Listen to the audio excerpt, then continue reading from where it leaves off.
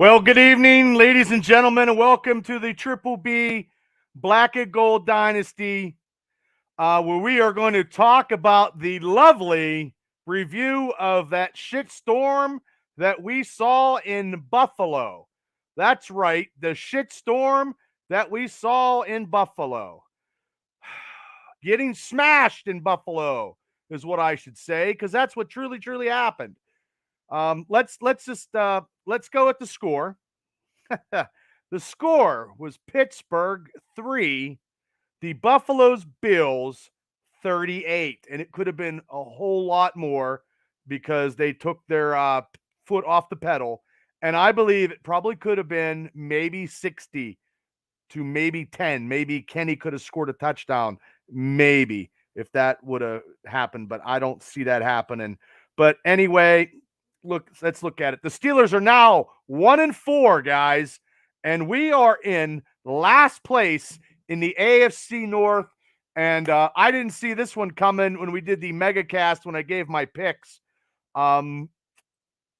It has not been a very good 5 weeks. Even though we won in Cincinnati, it has not been good due to the fact of losing TJ Watt, which now when you lose TJ Watt, we're 0-8. And we play Tampa this Sunday, which I will talk about on another show when we preview that game. So let's just look into some game stats.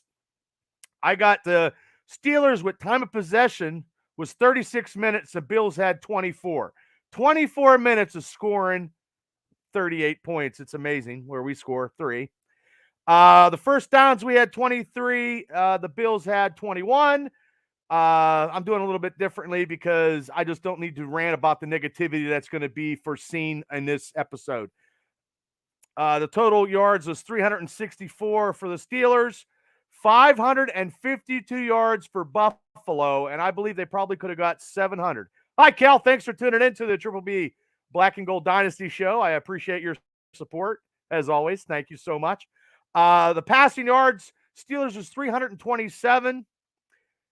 The Bills had 432. The rushing, Bills had the advantage at 120. Pittsburgh had it at 54. The penalties, the Bills were 5. The Steelers were 6. A couple crucial penalties that cost some momentum on some drives. Oh, okay. This is huge. Big total return yards. 36 for Buffalo and 19 on one play from Mr. Sims.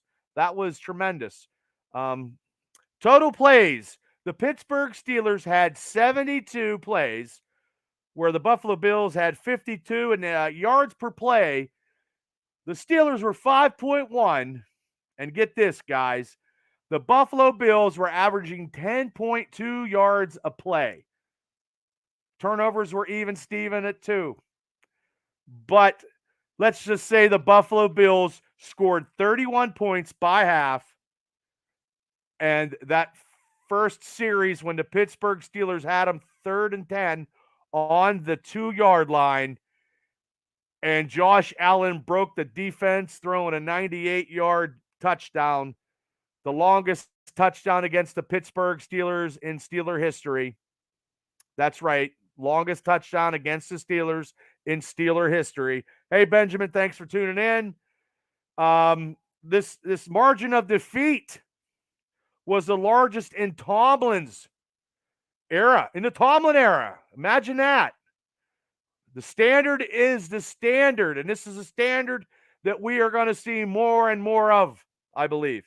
The worst in franchise history since the debacle in Chuck Noll's game against Cleveland in the 1989 season at home against the Cleveland Browns, where it was 51-0. And I remember watching that game. I was a senior in high school, and that was a lot of fumbles. And we didn't have that team in 1989 did not have the talent that the Steelers team has now.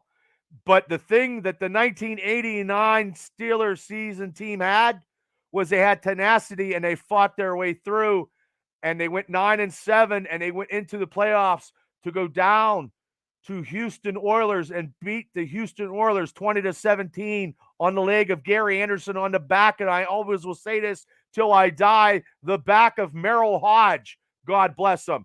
And they went into Denver, and on the back of Merrill Hodge, they almost pulled a huge upset and was a point away because Tim Worley fumbled the ball of going to the AFC Championship game because they lost those first two games, 51-0 against Cleveland and 49-0 against Cincinnati, for all you super Steeler historians out there. Hey, Jason Reese, thanks for tuning in. Benjamin says the Steelers are going to win against the Buccaneers 24-17. God bless you, Benjamin. I'll give my pick later on, or my score. And like I said, and this is the first time ever they've been held to 3 points since 2019. So it's been a while, not ever, but 2019. So where did we go? I mean, I got a whole bunch of stats. I'm waiting for some people to throw and chime on. I'm ready to talk.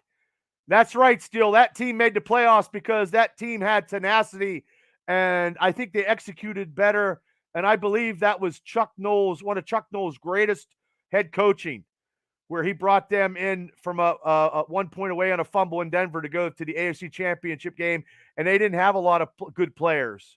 The players they had probably weren't superstars at all. So, and also, too, Matt Canada's offense, the lovely offense of Matt Canada that is produced in the Three Rivers in the Pittsburgh area, has only produced 6 touchdowns in 4 games. The Bills put up 35 points in over 24 minutes this Sunday. So in 3 quarters, the Buffalo Bills scored more than we have scored all season long. It is time for you to go, Matt Canada. Matt, it's time for you to go and take Mr. Austin with you and keep that door open for Mr. Tomlin, but they'll never get rid of him. So then they won't get rid of him. But also, too, there were some Steelers miscues. Steelers miscues in that game in Buffalo. Okay, look, that 98-yard touchdown scored quick, but you know what?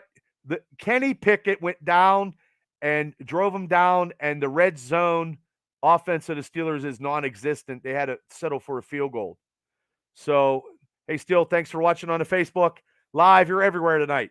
So, and Boswell missed 2 field goals, including a 33-yard field goal. The winds were very, very bad.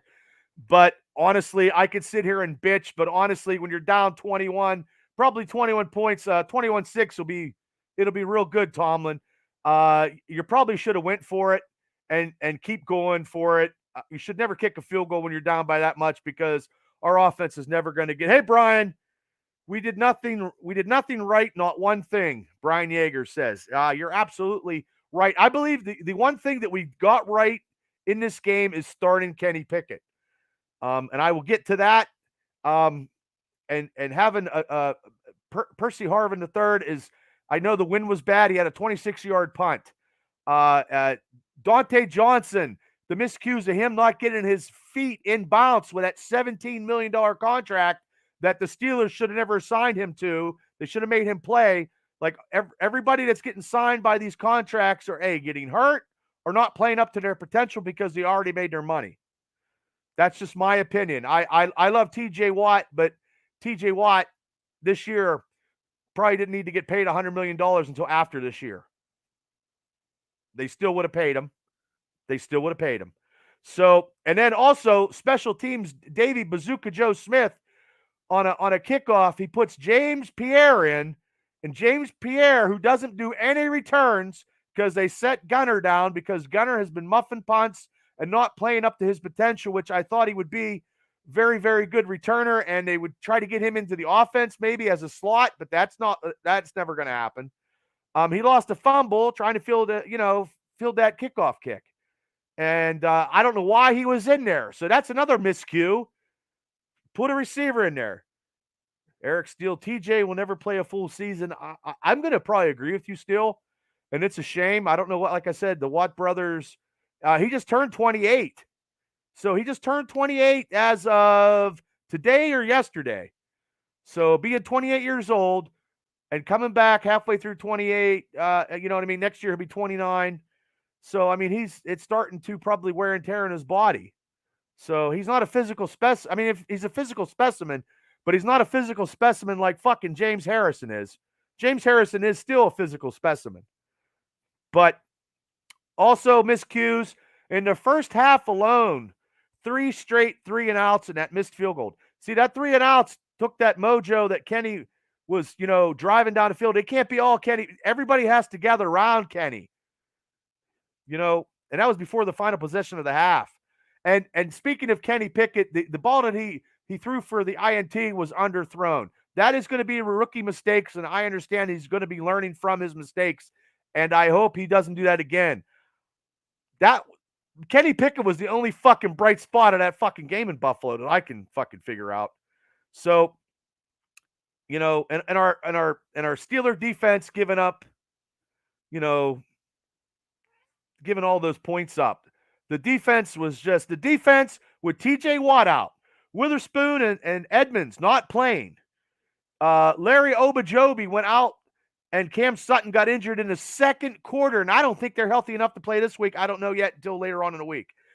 Levi Wallace entered concussion protocol in the second half. And that's why the Steelers were down to St. Pierre out there covering people, and they signed fucking Josh Jackson, the nephew of the Jackson 5 from the practice squad, and they had Trey Norwood starting for Edmonds. And Trey Norwood probably only has one good play out of 5 fucking miscues. But Josh Jackson was a second-round pick from the Green Bay Packers, played for Kansas City, and I can see why he's on the practice squad. Look, some people that get into the draft and get to a high pick doesn't college is different than the pros. So when you're drafted second round, first, second, third, fourth, you're supposed to compete and you're supposed to play. He looked like he was on skates that whole game.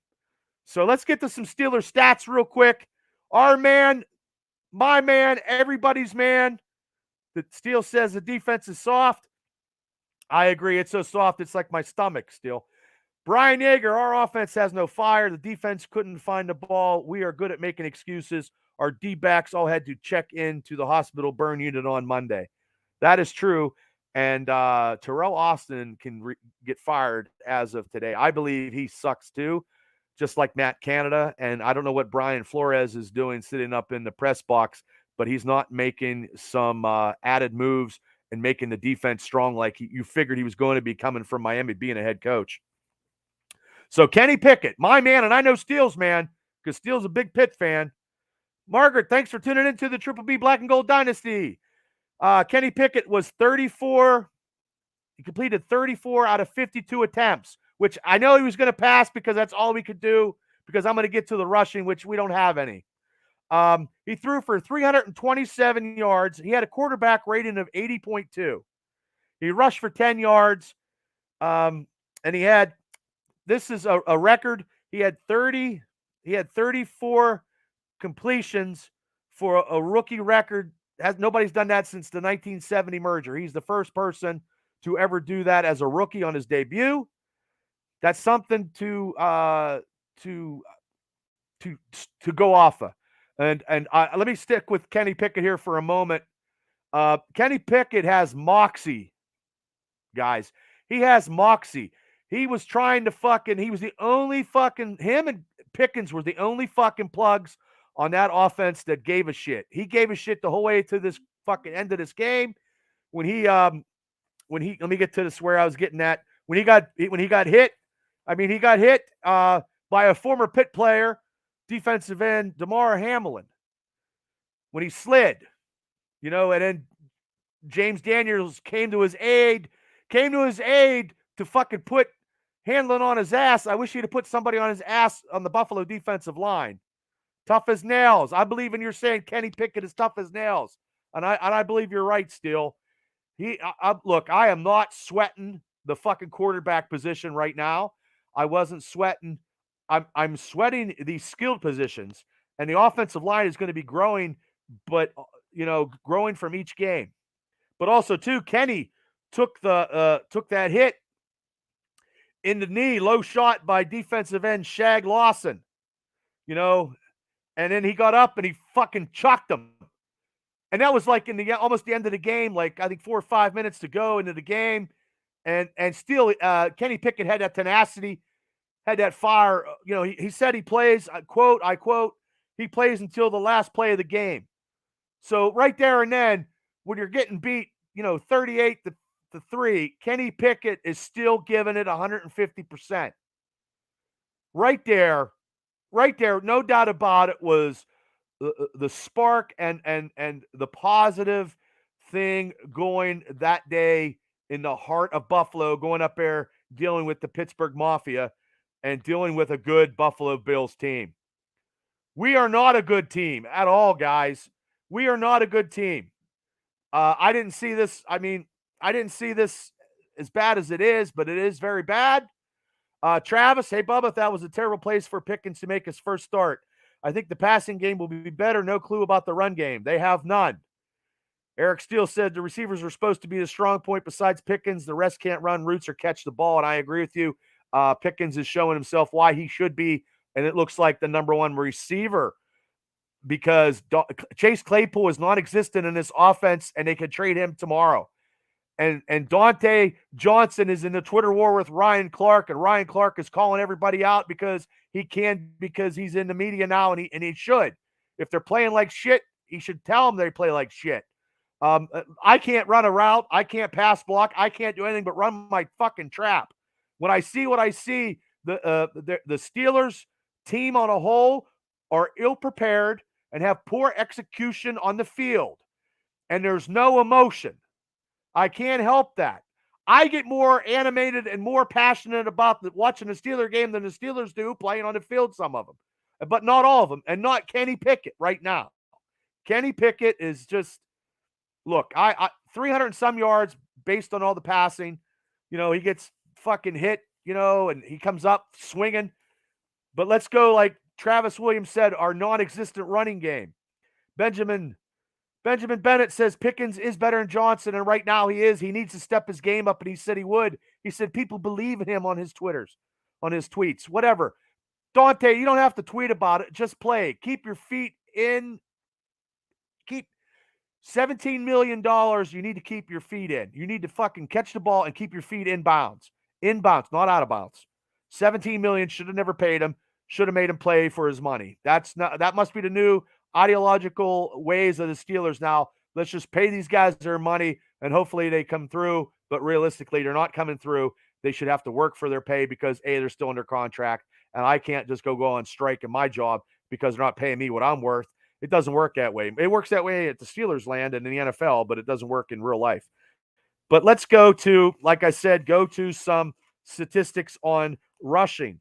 The leading rusher for the Steelers was Jaylen Warren with 5 for 24 yards, and he needs to see some more runs because right now Warren is a better running. I can't say I'm saying this is a better back than Najee Harris right now. I think Najee is hurt. You get passionate watching high school football games. Yes, yeah. When your son's playing, Calvin, that's true. Your kids play, yes. But he had Warren had five rushes for 24 yards. He had 4 receptions for 39 yards. Okay, Najee just had 11 carries for 20 yards. I don't know if it's his foot. I don't know if he's not hitting a hole. I don't have any idea. He's not the Najee Harris who I thought he would be. And I believe in Najee Harris as a leader. It's just that right now it's just not working. I don't know what it is. I think maybe he's not 100%. I don't know. But that's a big problem. Big problem for me because I love Najee Harris. Big problem. I wanted to draft him. We needed him. We're just not doing it. Maybe it's a scheme, the blocking schemes. Maybe he's not hitting the hole. Maybe he's tiptoeing around and he's not using his power. I don't know. But the receivers, the Pickett to George Pickens combo, 6 receptions for 83 yards. His longest was 29. Just keep feeding him the ball, Kenny. Just keep feeding him the ball. Dante had 5 receptions for 60 yards, but he had some crucial drops, and he didn't get his feet in bounds. Freiermuth, who I thought would be more of a weapon for Kenny, 2 receptions for 15 yards and went out with a hellacious concussion injury. So he's in concussion protocol, and that's I think his second or third with the Steelers, and that's not good, guys. That is not good having concussions early in your career like this. And I like Pat Freiermuth as a receiver, and I think I think they need to. Well, first off, they need to fire fucking Matt Canada, and just have Kenny just use Pickens, Fryermuth, uh, Gentry, Steven Sims, maybe. Chase Claypool is sucking, and if Dante don't get his head out of his ass, maybe he should be benched and get some players that actually want to play just because you got paid. When you get paid, you get lazy, I guess. That's how it goes. But the Steelers defense, talking about lazy or not even showing up, the Steelers defense had no sacks. Levi Wallace had 1 interception. The secondary was like burnt toast on a Sunday breakfast morning. Cam Hayward was running around like he always does, but Cam can't do everything. Miles Jack is doing what he can, but no TJ Watt. 0-8. One player makes a difference.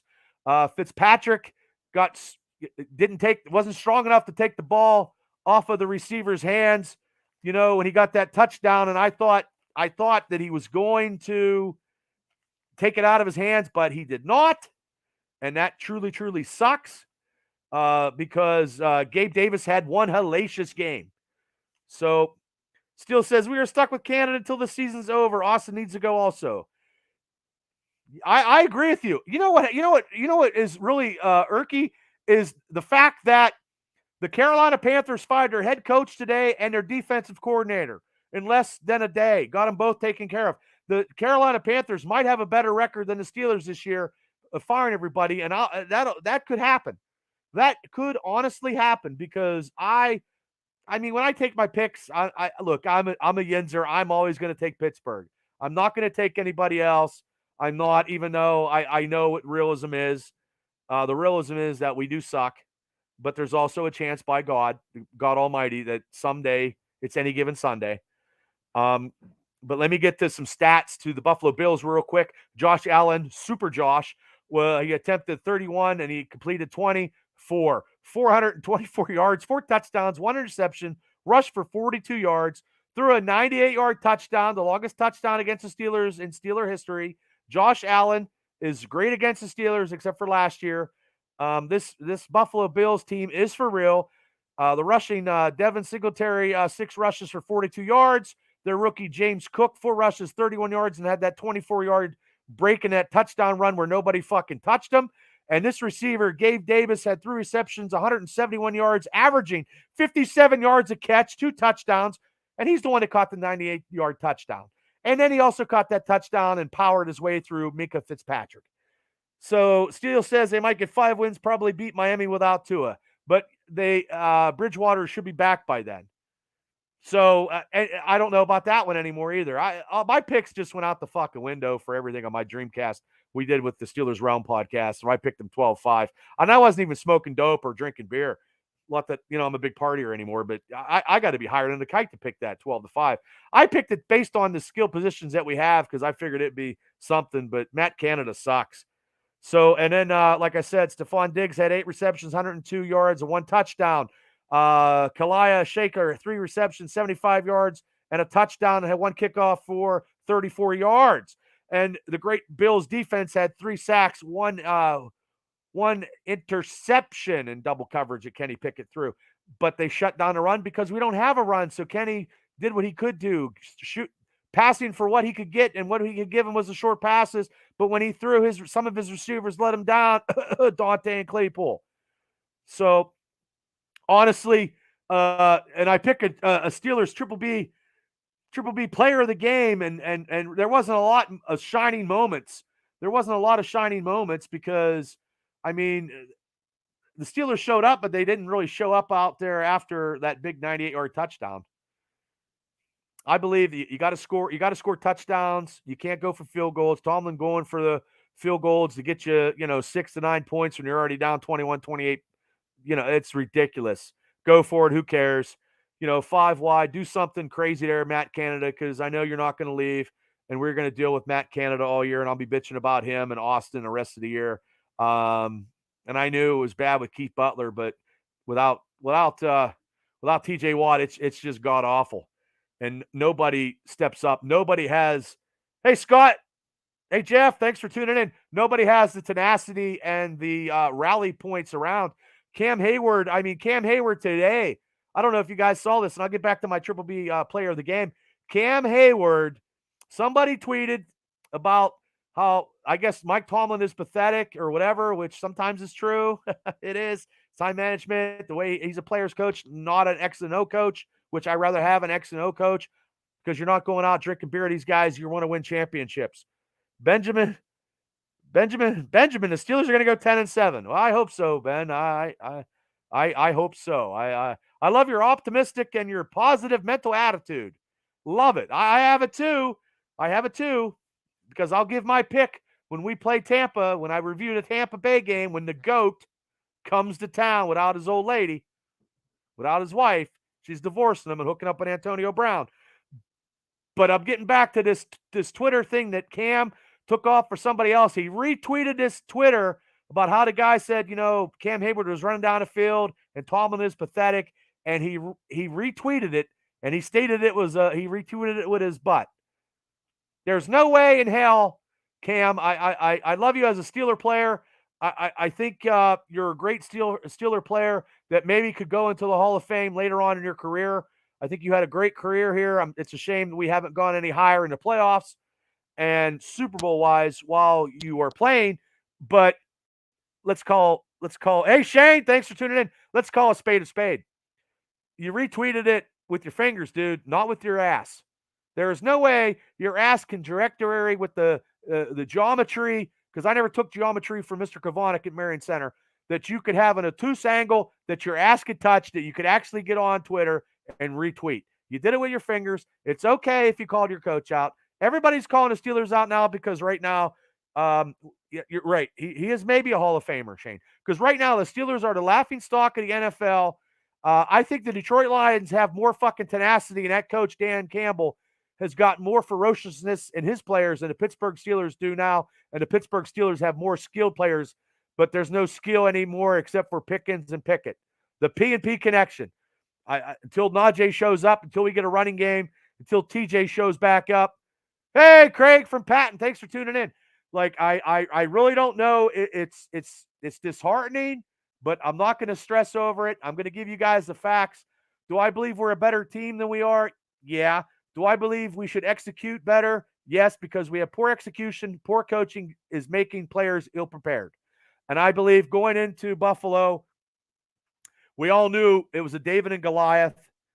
Big Ben for a head coach. I tell you what, Rob, I would take Big Ben as an offensive coordinator right now, and he could call his plays. He could call the plays from his house there when he does his podcast, because Big Ben has a hell of a nice living room, game room, or whatever. He does his podcast. He's doing the Rolls Royces of podcast. This right here, the Triple B Black and Gold Dynasty, is a Ford Festiva of Steeler podcasting. Oh, my cousin Scott, 3 wins this season if we're lucky. That includes the one with Cincinnati. Would that give him 4? Because actually, if the Pittsburgh Steelers right now, if they lose outright or they just maybe win 2 games or they get the number 1 pick, the last time the Pittsburgh Steelers, for all you Steeler trivia guys, because I love my Steeler trivia. Yeah, Ben is laughing it up.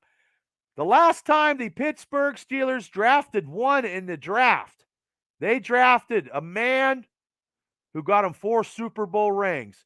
They drafted Terry Bradshaw in 1970. That was the first time and the last time that they got number 1. So we shall see at the end of the season. I know we got Tampa Bay coming up. We got Miami Sunday night. Yo, I just love Sunday night games. Then we got fucking Philadelphia, and as of right now, they're undefeated. We got a whole bunch of. Hey Zach, thanks for tuning in. We got some games, and every game is a step. That's all I got anymore. My MegaCast fucking picks are out the window. I just would like to see them win. Honestly, I just want to see them play Steeler football, because they're playing unmotivated, poor execution, and they're not rallying around the fucking team when they're down and out with TJ Watt's injury. They did not rally around TJ's injury to solidify that. And honestly, guys, that comes from coaching. That's all coaching. Look, I know these guys are professionals, but you got to do the X's and O's to, get these guys ready. Prepare these guys. You do not prepare James Pierre to fucking return fucking kicks. That is not the answer. And that's not the answer. I know we're all hurt in defense in the secondary, and it was like a MASH 4077 unit with Michael Jackson's nephew, Joe Jackson, out there. He was just I don't know. He was just they need to work for their money. Earn money. Well said, Donnie. Earn, because some of them already got paid, so they're just fucking putting their feet up and reading the newspaper. You know what I mean? Eric Steele said the coaching staff is the worst in the NFL, and God damn it, Steele, I agree with you again. And Tomlin's going to catch a lot of heat, but everybody that likes Tomlin will say, oh, it's this and that, but what has Tomlin done for us lately? You have organizations, people that won Super Bowls, and those coaches get fired. Fired. Yes, he might have kept AB a little longer, in status quo, and then AB went off the fucking rails. It just any news on? I think he's still in concussion protocol. He's having too many concussions, Craig. Like I said before, and that's not good for a young tight end. And as much as receiving that he does, that's not good. Having concussions, they just, I hate to see him have any more. Eric Steele says Tomlin is untouchable, but he should not be. That is true. Shane Staubmiller, cashing checks, asses aren't earning them. Totally agree with that. One player makes a difference. I know one person can change the world, I guess. If you're TJ Watt, one player can change your whole defense. Travis says, were you mad when they tried to field goal 31? It was 31-3 or whatever the score was at that point. Loser mentality. They should never, ever do that. They should never, ever do that. Even if it's 21, if it's 21-3, go for it. 17-3. Actually, anymore, maybe, I don't know, 14. If it was 14-3 and 14-3, 10-3, you kick the field goal. But like I said, we only got 6 touchdowns in this Matt Canada offense. This could be worse. This could be worse than the Joe Walton offense of the 80s. Because I remember when it sucked there for a little bit, but when it exploded, I mean, Eric Green, they had like 35 yards against the Chargers that game. See, I know my shit, but I don't know. I don't know, guys. And it's not going to get any better because I just read that there was so many injuries. Whoo! I guess probably Joe Jackson will probably be starting. That'll be great. They might as well get fucking they might as well sign Woodson because he's probably in coaching shape, maybe. You know what I mean? He's probably been running with his guys. Maybe he can come out there and cover somebody. I don't know. But before I go, I wanted to pick my Triple B black and gold player of the game. And hold on, Shane's got something. Shane says, sick of Tomlin saying, I'm not living in my fears. For fuck's sakes, 28-3 and going for a field goal is pretty cowardly. Benjamin says, I remember the 80s. It was a dark time. I'm tired of these cliches from Tomlin. His cliches are fucking ridiculous. Just say, look, man, it's time for me to, 15 years, it's time for me to maybe go. It's time for me to go. I know I had a tree of fucking Tomlin's coaching tree. And the tree was, this plant was like, this fucking picture was this high. The tree was this fucking tall. His coaching tree is non-existent, guys. He has no coaching tree. He has no coaching tree. I wasn't a big fan of Tomlin to begin with. I actually went to Russ Grimm. But actually, I guess Tomlin was a receiver in college. So if he's a receiver in college, I know he coached defense, but he was a receiver in college. You think he knows some fucking offensive plays. You think he'd smack Cannon in the back of the head. But realistically, when you promote the water boy to fucking offensive coordinator, that's what usually happens, and that's what's happening. But once again, let me get back because I'm going on a tangent because these Steelers are not making me get angry. It's laughable. It's laughable. We're the laughing stock of the NFL. And I'm not putting a bag over my head like the fucking Saints. I'm not doing that. But we have so many skilled players that we're just not producing. And I just think I don't know what they think. I think some of them did get paid, like people have said. Carolina and maybe Atlanta or Cleveland has what? Better records than us? Or, because I know Cleveland is pretty tough, Scott. Atlanta almost beat Tampa Bay. So when we play Atlanta in about a month and a half, we can't stop the run anyway. So those games that I thought, I don't know, but I'm always going to pick Pittsburgh. I am. Um, but I want to say my triple B black and gold player. I know I was trying to say this and I get off on a tangent because you know how these everybody and their brothers doing Steeler podcasts that I watch, and everybody like the Steelers Realm podcast, Give It Up, Steel here with Kevin Adams and Jersey Jerry. I listen to that one. So those are two I do listen to. And hopefully everybody listens to mine. I'm just a one-man wrecking crew.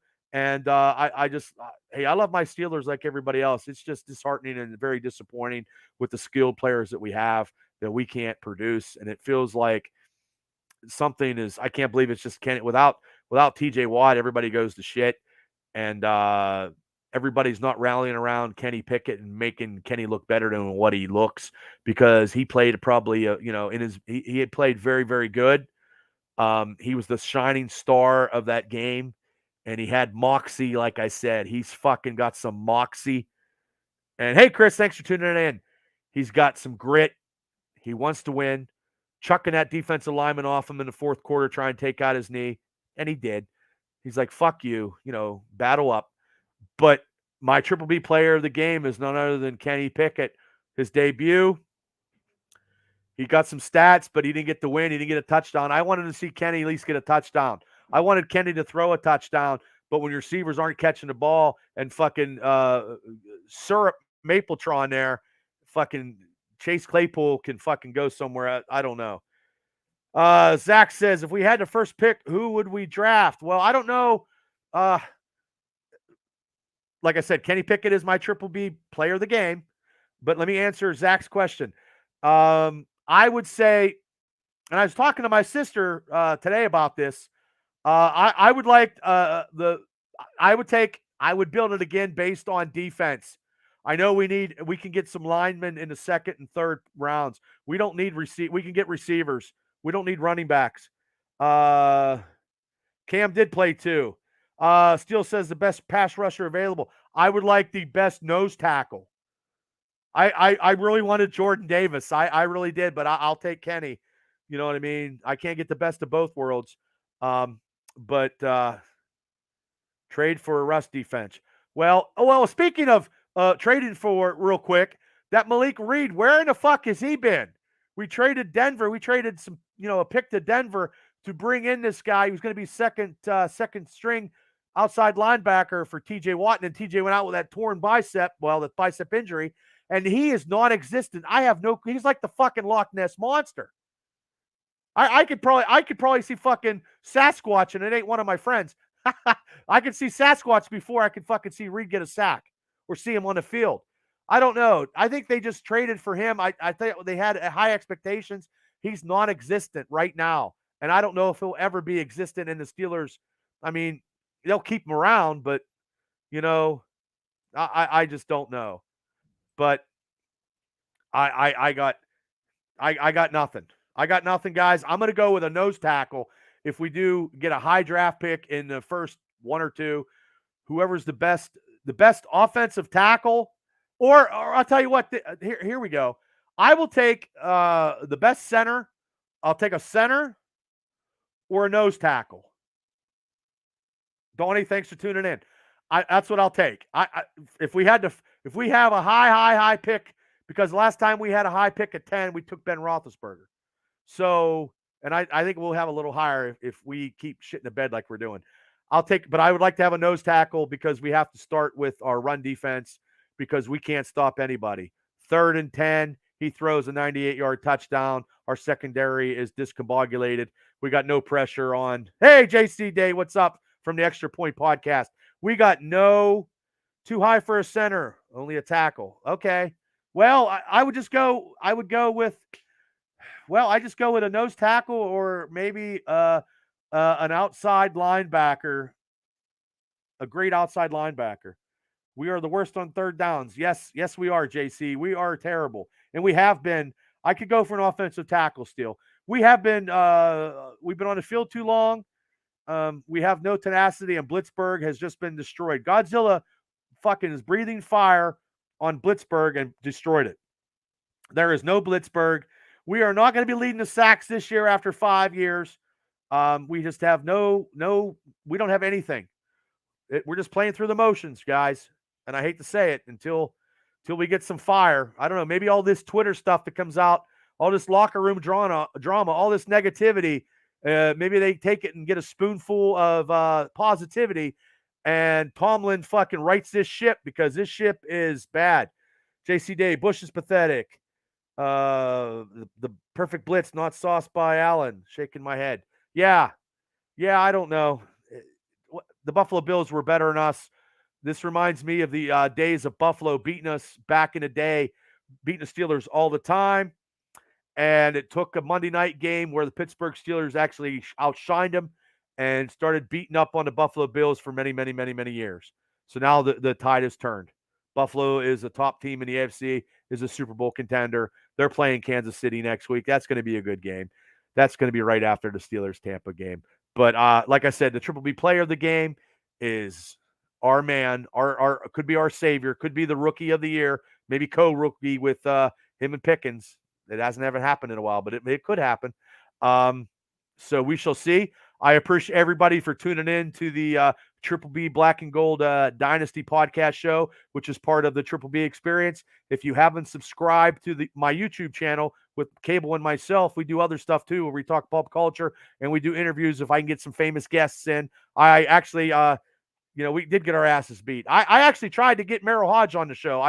I swear to God, I talked with Merrill, and yes, Shane, like and share. I did try to get Merrill Hodge on, but honestly, he probably said, hey, thanks, but no thanks, because his wife checks out all the podcasts, and I'm a little bit too passionate for him. And I'm not a big-time hunter, but I did try. And if I could get any Steelers on, I will try to get a Steelers on. And I know I have some people coming up soon on the podcast to give their team's perspective on going against the Steelers.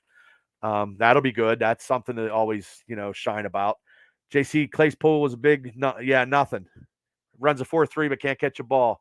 But I appreciate everybody. If you like my show, please hit like, share. The views are getting. I do everything I possibly can. We're also on Spotify. You can, if you're not, you can listen to it in your car. Like I said, do everything. I'm going to get out trying to plug stuff, but like I said, support the Triple B experience. We're almost at 200 videos on our YouTube channel, which is phenomenal. We just got to get our views up, get the algorithm up. None but a big slant receiver, no deep threat at all. JC Day says about Chase Claypool. Chase Claypool can be traded as of yesterday for me, for all I'm concerned. And I appreciate everybody for tuning in. This is one of the longest ones. This is a bitch fest that I know I was going to do, but I appreciate everybody for staying in here and actually with great questions and great responses on the Facebook post, in the feed. I appreciate everybody for tuning in. And if you know Steeler fans, if you know people that don't tune in, send it to this, send them a link, send them a share, get the word out. I just do stuff that I love, and I do like doing podcasts, and I got a gift of gab, so I use it to the strength of my benefit. And I appreciate all your support, but I'm going to get out of here because I got other stuff to do besides bitching about the Steelers, because that'll be again tomorrow and some more Steeler drama. I will schedule you, JC, on the show. I will do it again, brother. Get you guys back on there. I like your take on the Extra Point podcast, and I will get you guys in. So everybody, thank you for tuning in. Have a great night, a better tomorrow.